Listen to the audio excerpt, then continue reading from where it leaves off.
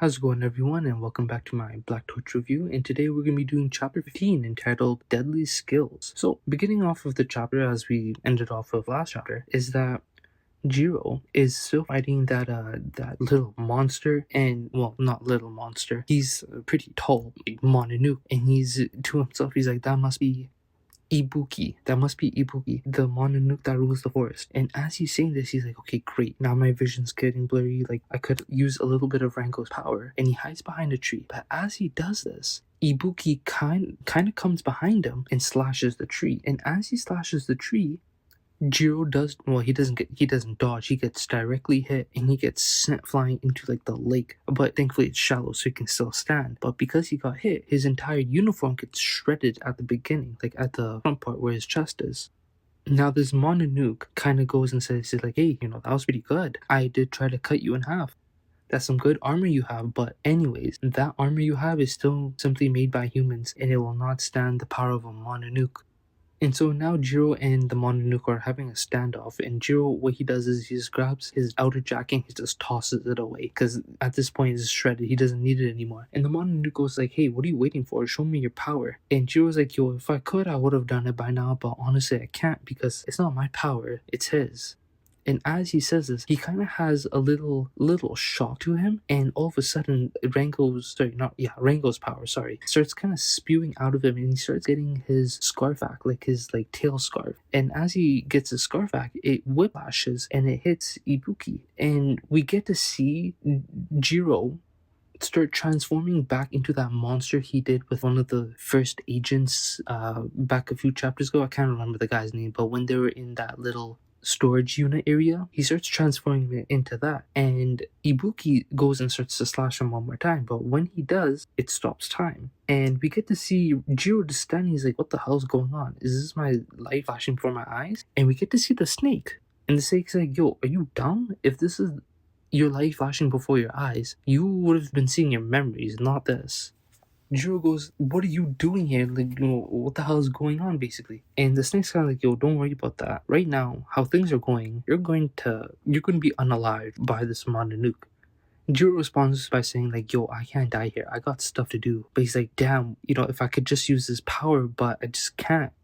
I'm just a human. How can I use a Mononoke's power without, practically the guidance of Rango?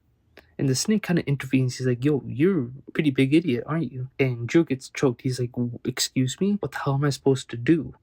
And so the snake says, let me flip that question on its head. What have you been doing so far? And that's a pretty good question. Jiro's out here just being like, yo, what the hell do I have to do? Like, I don't know what to do. The snake kind of just says, what the hell have you been doing?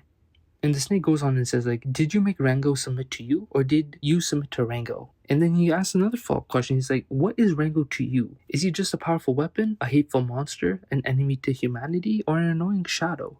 And Jiro kind of has a little realization. He's like, no, he's not. He's none of that. Rango is none of those things. And he goes on and says, like, to me, Rango he gets cut off. Why? Because all of Rango's power is brought into that cat form again, like that giant beast cat. And the snake and Jiro both look at it and they're like, what the fuck is that thing? And the snake goes like, yo, calm down. Don't start panicking or whatever. It's just a ball of energy. It was like that Rango's ability. However, it's lost its container. It lost its Rango, basically. So Rango is no longer there. It is now connected to you. So you have to stand side by side to it and let it accept you. Because if you don't, if you try to control it, it will control you. If you manipulate it, it will manipulate you. If you deny it, it will deny you. So Jiro kind of says, like, yo, hold on a minute. This is going a little too much. You gotta give me some time here, dude. So he reaches his hand out to the Mononoke. Sorry, not to the Mononoke, but to, Rango's power, basically. And he's trying to accept it in a way, like trying to become one with it again. Because that is now who he's going to be now. So then we cut away back to the fight with Ibuki, and Ibuki's scythe, he had a scythe, and it gets cut off. And he's like, oh shit, like this got broken. And we get to see Rango in the next panel. Sorry, not Rango, Jiro in the next panel. And his scarf now kind of has that cat beast type thing. Like the beast is now integrated into like his scarf. And so now we get to see Rango. Oh god, no, sorry. We don't get to see Rango. We see Jiro. Oh man, I get confused so much between the two. We get to see his teeth the beast teeth on like covering Jiro's like, lower half of his face. And he does say, well, damn, what do you know? I finally pulled this off. And as he says that, the power disengages and he just collapses. So then Ibuki, I should put that in air quotations. Ibuki is like, oh, damn, like, he was pretty impressive. And he turns over and he's like, yo, like, despite your efforts, you're kind of kind to this boy. And we see somebody in the shadows. So we cut away to the next day, of course. And Drew starts waking up. And oh my god, the moment I saw this panel, I'm like, what in the world was the author thinking? Because number one, this man's a good drawer. I will tell you that much. I will not spoil what it is. I would like you to go and read this story. Because once again, as I said in the first chapter, artwork's amazing. And he really showed something here. So then Jiro was just sleeping on a woman's lap the entire night. And he's like, whoa, hold on. Who are you? And the woman goes like, I let you sleep on my lap the entire night. I was doing you a favor. And then Jiro's wait, hold on a minute. I recognize that voice. You're the snake. So that snake that was helping Jiro out the entire time is actually a woman. Now that I think about it, that's some Yoruichi shit right there, which is kind of funny in my opinion. Now that I also think about it, this is a pretty good callback scene to when Ichigo found out Yoruichi was not just a cat. And so this woman is like, oh wait, hold on, let me introduce myself. I'm the Mononoke that rules this forest. I am Ibuki. So Joe's like, wait, hold on, you're Ibuki. But the guy with the safe I fought with, I thought that was Ibuki.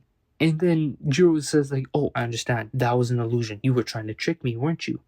And we get to see that Mononoke Jiro was fighting right behind him. Like, oh hey, you're finally alive. You look more energetic than ever. And I love the comedic scenes between Jiro and this couple because it's just hilarious. Jiro's trying to figure out what the hell's going on. And so Ibuki, the woman, and this Mononoke, well, half Mononoke, we're told that this is a half Mononoke named Manjimaru. And Ibuki and Manjimaru are actually like married, basically. So about 200 years ago, Manjimaru, he was part of the Bureau of Espionage before it was called the Oniwaba Wabanushu, Obi-Wan Nushu, that's when it was called that. He was tasked to defeat Ibuki. However, he soon realized like, yo, like I can't beat this Mononoke. And so he kind of, in a way, said, I would dedicate my life to you to take you down because I'm a man of my word, basically. And this kind of rizzed up the Mononoke, and then sooner or later they kind of got married. And that's how these two kind of came together. And even after 200 years, they're still very lovey-dovey, which, hey, congrats to them. Always support a healthy relationship. And they go on and tell Jiro, when it comes to friendship and love, race and species don't really matter. But you already knew that, didn't you? And Jiro kind of recalls back to him and Rango being side by side. Like, yeah, friendship, it doesn't matter who you are, you'll always be friends with somebody. So then we cut away a little bit into the future. So the couple explain to Jiro, like, hey, it took my husband about a few hundred years to figure out how to control a Mononoke power. However, Jiro, you don't have the luxury of time. You gotta do this ASAP. So we're gonna push you a little bit harder. So Jiro is like, okay, no worries. Gets into his, I have to call this some type of a form. I would say like, Rango Transformation 1, I guess, when he has his cat claws, his tail, his scarf, and his ears, basically. And right before the husband and Jiro start fighting, he goes to Ibuki and is like, hey, why are you trying to do all this for me?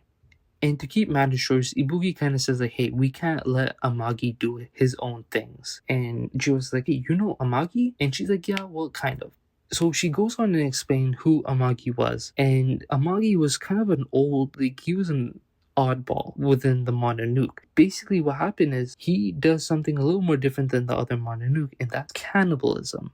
Now, that's a big thing because most likely Amagi was going to eat Rango and get his powers. That's why he really wanted Rango so much. Now, I have to explain that Amagi would eat these people, all these weak Mononoke, and gain power. So over time, he was slowly gaining his power throughout the centuries. And once he didn't need the willy-nilly Mononoke, he would go after and start consuming like bigger Mononoke. And he would also turn some into useful tools called compatriots.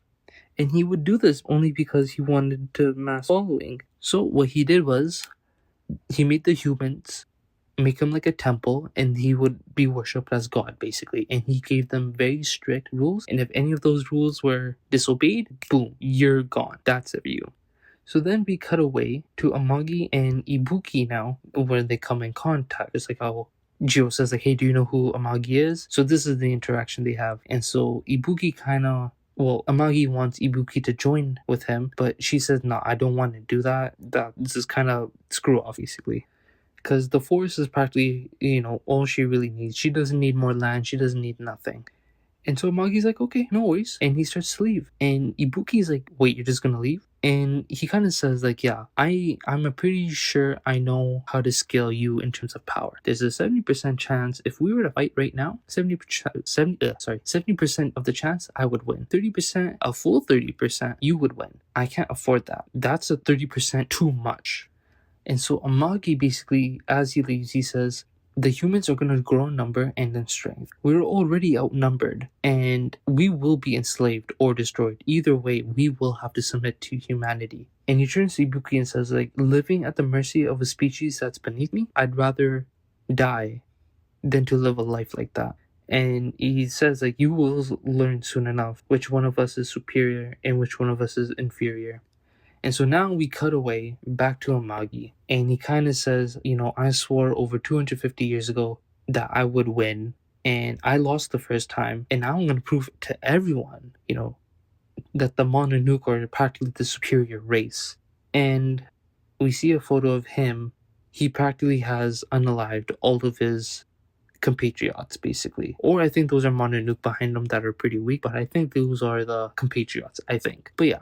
That's the end of the chapter, and that's kind of the end of the volume. Volume 4 is now over, and we are going to be starting Volume 5 next, which I believe is the last volume. Yeah, that's going to be the last volume, and after that, Black Torch will be over. So thanks for watching, everyone.